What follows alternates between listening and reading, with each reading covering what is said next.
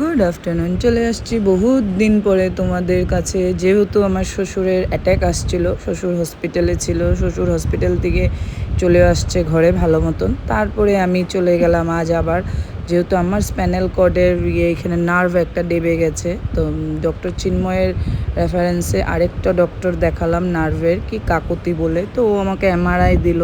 এটাই একটা বাকি ছিল লাইফে আমার করা, তো এটাও আজকে করে নিলাম এমআরআইটা, যে নার্ভ কী, সে কীরকম কী পজিশনে, ওইটার জন্যই দেখার জন্য। তো ওইটাই সবাই আমাকে জিজ্ঞেস করছো তোমার কি হয়েছে। আমার এটাই হয়েছে গো, আমার শরীরটা ঠিক না।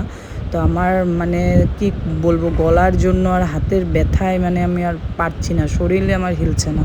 তো এই আজকে সারাটা দিন টুলিপ মেডিওয়ার্ল্ডে ছিলাম, তো একটু আগেই জাস্ট আসলাম ঘরে, এই এমআরআই করতে ঢুকছি। হাজব্যান্ডকে বললাম এটা ভিডিও করে দাও, কেন কি আমার লাইফে বোধহয় এই একটা বাকি ছিল। ওম সাহেব।